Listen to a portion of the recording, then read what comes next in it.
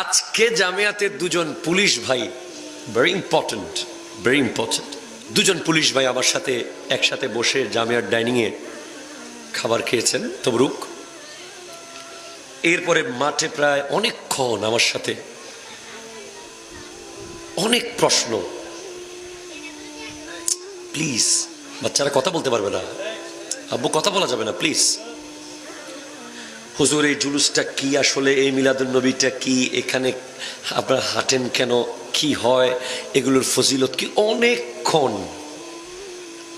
শেষ পর্যন্ত তারা মেনে গেছে এবং বলেছে সামনে থেকে আমরা নিজেরাও লোকজন নিয়ে জুলুসে আসবো ইনশাআল্লাহ। আপনি দূর থেকে ঢিল মেরে লাভ হবে, কাছে এসে দেখতে হবে। আমি গোটা বাংলাদেশের সমস্ত উলামায়ে কেরামকে বলছি, যারা মিলাদুন নবীর জুলুসকে নিয়ে কটাক্ষ করে, আওলাদে রসুলকে নিয়ে কথা বলে, বিভিন্ন কথা বলে, ওনারা মদিনায় না গিয়ে বাংলাদেশে কেন, ওনারা পাকিস্তান থেকে এখানে কেন আসে, অনেক কথা বলে।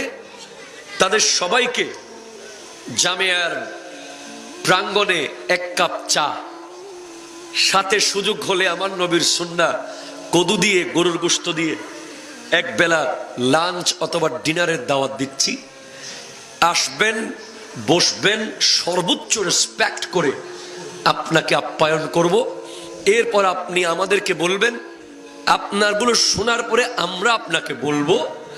এরপরে যদি আমাদের একটা ফল্ট দেখাইতে পারেন, আমরা আপনার হয়ে যাব, দেখাইতে না পারলে আপনারা আমার হয়ে যাবেন। ঠিক কিনা বলেন?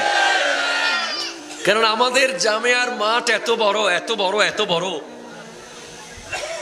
আলহামদুলিল্লাহ, আমরা বিশ্বাস করি আল্লাহ চাইলে এই মাঠকে প্রয়োজনে কুদরতি ব্যবস্থাপনায় আরো বড় করে দিতে পারে। ঠিক কিনা বলেন?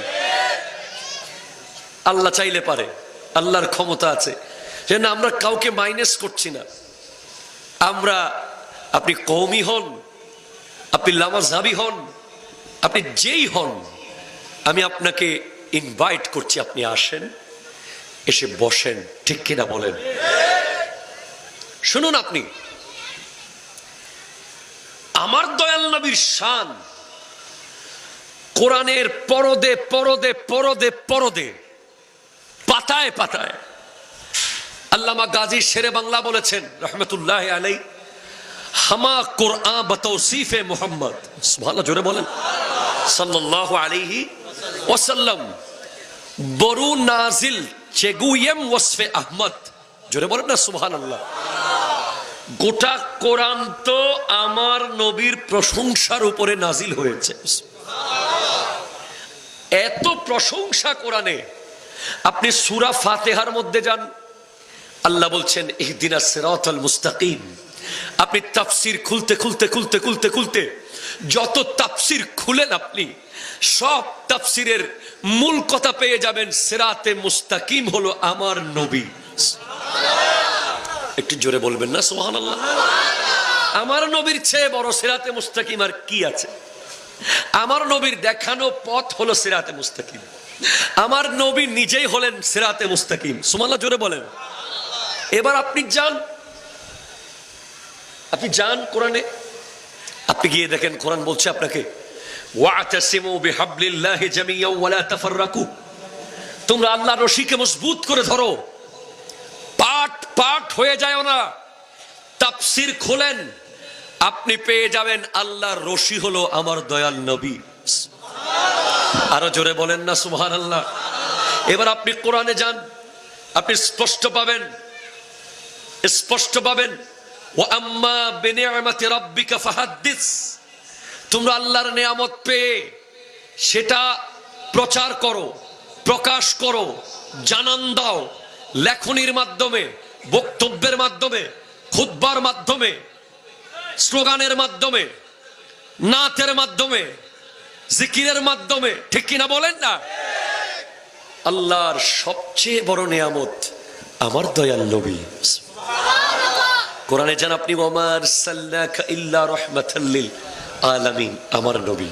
কোরআনে যান আপনি, আমি যে আয়াত তিলাওয়াত দুইটি করেছি, একটা হলো সূরা হুজরাতের 21 নম্বর আয়াত, লাকাদ কানা লাকুম ফি রাসূলিল্লাহি উসওয়াতুন হাসানাহ, গোটা বিশ্বের সর্বশ্রেষ্ঠ সুন্দর বৈশিষ্ট্য, সুন্দর নমুনা আমার দয়াল নবীর ভিতরে আছে। আপনি কোরআনে যান, লাকাদ মান্নাল্লাহু আলাল মুমিনিনা ইয বাআসা ফীহিম রাসূলা, আমার নবীর শান। আপনি কোরআনে যান, কুলিন কানা আবাউকুম ওয়া আবনাউকুম ওয়া ইখওয়ানুকুম ওয়া আজওয়াজুকুম ওয়া আশীরাতুকুম ওয়া আমওয়ালুন ইকতারাফতুমুহা ওয়া তিজারাতুন তাখশাউনা কাসাদাহা ওয়া মাসাকিন তারদাউনাহা আহাব্বা ইলাইকুম মিনাল্লাহি ওয়া রাসূলি। আল্লাহ বলছেন, বাবা মায়ের চেয়ে, সন্তানের চেয়ে, ভাইয়ের চেয়ে, স্ত্রীর চেয়ে, সমাজের চেয়ে, ব্যবসার চেয়ে, দোকানের চেয়ে, বাড়ির চেয়ে প্রিয় হবে আমার দয়াল নবী।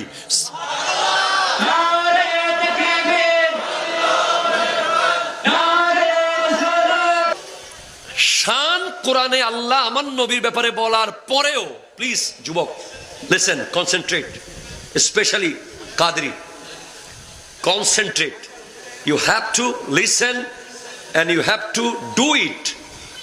শুধু দৌড়াদৌড়ি করলে হবে না, আমল করতে হবে। এত শান বলার পরেও আমার নবী কোরআনের শানগুলোর উপরে চুপ করে থাকতে পারতেন। ওনাকে ব্যক্তিগতভাবে কষ্ট করে ইমেজ ক্রিয়েট করতে হতো না, ঠিক কিনা বলেন না? আমাকে যদি কোরআনের ভিতরে কেউ বলে দেয় জয়নুল আবেদিন কাদরি অনেক বড় আলেম, এটা কোরআনে যে আয়াত থাকতো, তাহলে আমি 17 বছর লেখাপড়া আর করতাম না। কথা বুঝতে পারেন না আপনি? কারণ আল্লাহ বলে দিয়েছে আলেম, আমি কেন আর কষ্ট করে আলেম হব? কথা কয় না, ঠিক কিনা বলেন? জি বুঝেন। কিন্তু এর পরেও আমার নবী জন্মের পরে, দুনিয়াতে আসার পরে, মিলাদুন নবী হওয়ার পরে, বয়স 5 থেকে 7-10 বছরের ভিতরে গোটা মক্কার মধ্যে একটা স্পেশাল ইমেজ ক্রিয়েট করেছেন। শত্রুদের কাছে, ঘরে বাইরে সবার কাছে, যেটার নাম হলো আল আমিন। একটু জোরে বলবেন না সুবহানাল্লাহ? আল আমিন। এবার আমি আপনাকে বলি, এই যে যুবক ভাই আপনারা আছেন, আপনাদের লাইফ স্টাইল বর্তমানে সোশ্যাল মিডিয়া যেমন দেখাচ্ছে আপনারা তেমনটা চলছেন। অমুক খেলোয়াড় যেমন ড্রেস পরেছে আপনি তেমন, অমুক যেভাবে চুল কেটেছে আপনি তেমন, অমুক যেভাবে বাইক চালিয়েছে আপনি তেমন। আপনার ফলো, আপনার অনুসরণ হয়ে গেছে এমন এমন ব্যক্তিদেরকে যাদের সাথে ইসলামের কোনো সম্পর্কই নাই, ঠিক কিনা জোরে কথা বলেন? কিন্তু আপনি বুঝতেছেন না, এই যে আজকে সালে আকরাম সাহেব, ওনাকে ঢাকার বুকে একটা মসজিদের কোষাধ্যক্ষ বানিয়েছে, চিটাঙের ফোলাকে, সমস্ত টাকা ওনার হাতে। তো উনি যদি ছোটবেলায় রাস্তায় রাস্তায় বাইক নিয়ে দৌড়াদৌড়ি করতেন, কিংবা এমন কোন ইমেজ ওনার থাকতো যেটা আজকের দিনে এসে মানুষ বলতো ই বেরেনা মসজিদুর সেক্রেটারি বানাইউ দে, কথা বলেন না ঠিক কিনা?